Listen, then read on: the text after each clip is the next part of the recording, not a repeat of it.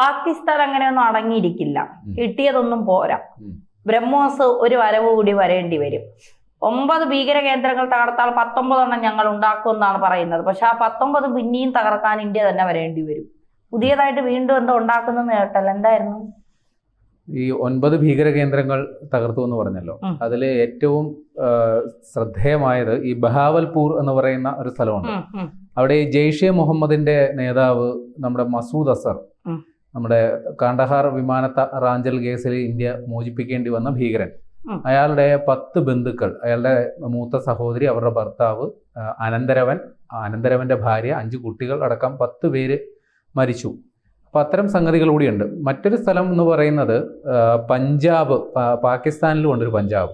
അവിടെ മുറീദ്ക എന്ന് പറയുന്ന സ്ഥലത്ത് ലഷ്കർ ഇ തോയ്ബ, നമ്മുടെ ബിൻ ലാദന്റെ ലഷ്കർ ഇ തോയ്ബ, അവരുടെ മർക്കസ് തൈബ എന്ന് പറയുന്ന ഒരു മതപഠന കേന്ദ്രമുണ്ട്. അത് അവർ പറയുന്ന മതപഠന കേന്ദ്രമെന്നാണ്, പക്ഷേ അത് വാസ്തവത്തിൽ അത് ഭീകര പരിശീലന കേന്ദ്രമാണ്. അപ്പോൾ അവിടെയും ഈ ഓപ്പറേഷൻ സിന്ദൂർ എന്ന് പറയുന്നത് മെയ് 6-ാം തീയതി അർദ്ധരാത്രി അല്ലെങ്കിൽ മെയ് 7-ാം തീയതി പുലർച്ചെ നടന്ന ഓപ്പറേഷൻ സിന്ദൂർ.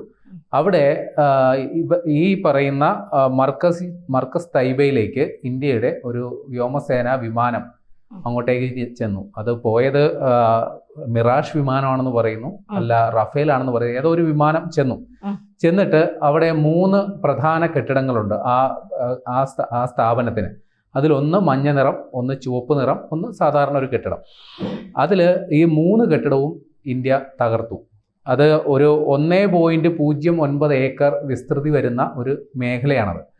അപ്പോൾ അതിൽ ഈ ചുവന്ന നിറത്തിലുള്ള ബഹുനില കെട്ടിടം എന്ന് പറയുന്നത് അവിടെ ഈ പരിശീലന, അതായത് ഭീകരരെ അവരുടെ കേഡർ റിക്രൂട്ട്മെന്റ് നടക്കുന്ന സ്ഥലമാണ്. അവർക്കുള്ള താമസം അവിടെയായിരുന്നു. അവിടെ അവരുടെ ആയുധങ്ങൾ സംഭരിക്കുന്നതും ആ കെട്ടിടത്തിലായിരുന്നു. പിന്നെ മഞ്ഞ നിറത്തിലുള്ള കെട്ടിടം, അവിടെ ആ കെട്ടിടത്തിന് ഉൽ ഖറ എന്നാണ് അവർ പേരിട്ടേക്കുന്നത്.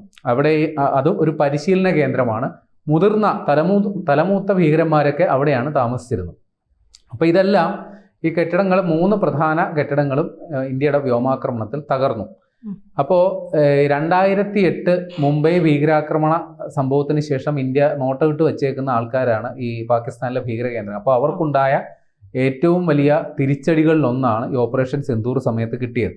അപ്പോൾ ഈ കെട്ടിടങ്ങൾ പൂർണ്ണമായി തകർന്നു. അവിടെ ഉണ്ടായ ആൾനാശത്തെക്കുറിച്ച് കൃത്യമായ കണക്ക് ഇപ്പോഴും വന്നിട്ടില്ല. ആരൊക്കെ അവിടെ കൊല്ലപ്പെട്ടു എന്നതിനെക്കുറിച്ച് കൃത്യമായ കണക്കില്ല. അപ്പോൾ ഇന്ത്യ അവകാശപ്പെടുന്നത് ഭീകര നേതാക്കളെ അടക്കം വധിച്ചു എന്നാണ്. അപ്പോൾ അവിടെ ഇപ്പോൾ വരുന്ന വിവരം അനുസരിച്ച് പാകിസ്ഥാൻ സർക്കാരിൻ്റെ തന്നെ സഹായത്തോടെ ആ കെട്ടിടം പുനർനിർമ്മാണം നടക്കുന്നു എന്നുള്ളതാണ്. അപ്പോൾ അതിന് വേണ്ടിയിട്ട് കഴിഞ്ഞ ഓഗസ്റ്റ് 18-ാം തീയതി വമ്പൻ മെഷീനുകളൊക്കെ അവിടെ കൊണ്ടുവന്നു. JCB, ബുൾഡോസർ, അതേപോലുള്ള സാധനമൊക്കെ കൊണ്ടുവന്ന് എന്നിട്ട് അതിൻ്റെ നിർമ്മാണ പ്രവർത്തനങ്ങൾ തുടങ്ങി. കഴിഞ്ഞ 4-ാം തീയതി ഈ ഉൽ ഖറ എന്ന് പറയുന്ന ആ മഞ്ഞ നിറത്തിലുള്ള കെട്ടിടം അവർ പൂർണ്ണമായിട്ടും ഇടിച്ചു നിരത്തി. കാര്യം അത് ഉപയോഗിക്കാൻ കൊള്ളില്ല, മൊത്തം വ്യോമാക്രമണത്തിൽ തകർന്ന തരിപ്പണമായിരുന്നു. അത് മൊത്തം ഇടിച്ചു നിർത്തി. കുറച്ച് ദിവസങ്ങൾക്ക് ശേഷം ആ ചുവന്ന നിറത്തിലുള്ള ബഹുനില കെട്ടിടവും അവർ ഇടിച്ചു നിരപ്പാക്കി. ഇനി അതിൻ്റെ പുനർനിർമ്മാണം നടപ്പാക്കാനാണ് ഇവരുടെ പദ്ധതി ഇടുന്നത്. നിർമ്മിച്ചു കഴിഞ്ഞ അടുത്ത 2026 ഫെബ്രുവരി 5-ാം തീയതി അതിൻ്റെ ഉദ്ഘാടനം നിർവഹിക്കാനായിട്ടാണ് പദ്ധതി.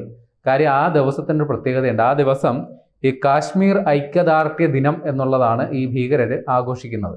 കാരണം ഈ സ്വതന്ത്ര കാശ്മീർ ഉണ്ടാകണമെന്നുള്ളതാണല്ലോ ഇവരുടെ ഒരു വാദം.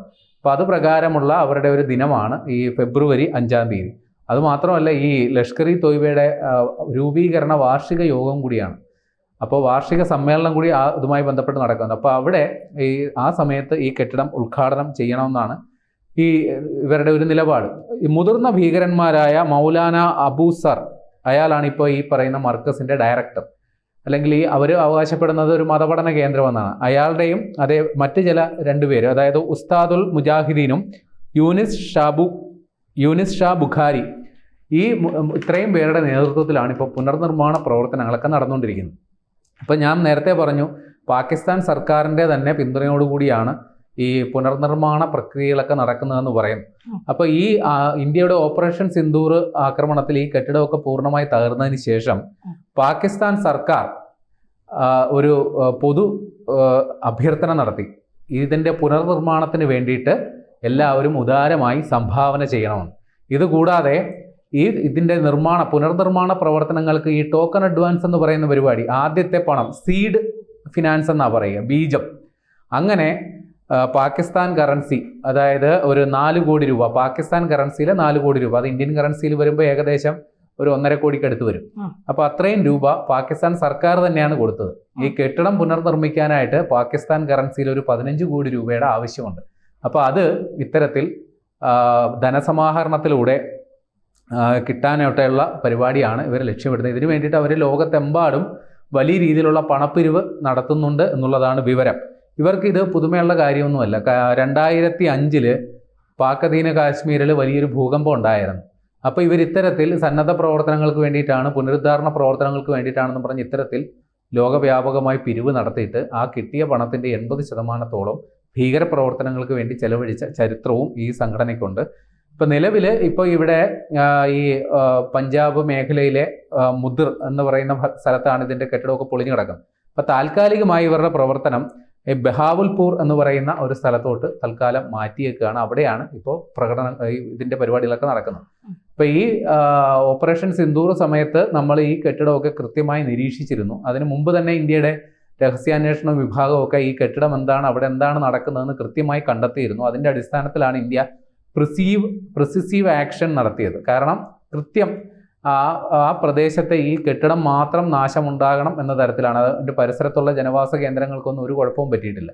അപ്പോൾ അവിടെ ഇന്ത്യ കൃത്യമായ ആക്രമണം നടത്തിയത്. ആ ആക്രമണം വിജയകരമായിരുന്നു. അതുകൊണ്ടാണ് ഇപ്പോൾ അതുമായി ബന്ധപ്പെട്ടുള്ള രഹസ്യാന്വേഷണ വിവരങ്ങളിൽ ഇത്തരത്തിൽ അവിടെ പുനരുദ്ധാരണ പ്രവർത്തനങ്ങൾ നടക്കുന്ന, അത്തരത്തിൽ വലിയ ധനസമാഹരണം നടക്കുന്നു എന്നുള്ളതാണ് വിവരം. പക്ഷേ പാകിസ്ഥാൻ സർക്കാർ ഇപ്പോഴും അവകാശപ്പെടുന്നത് ഇത് ഒരു മതപഠന കേന്ദ്രമാണ്, ഒരു മദ്രസയായിരുന്നു.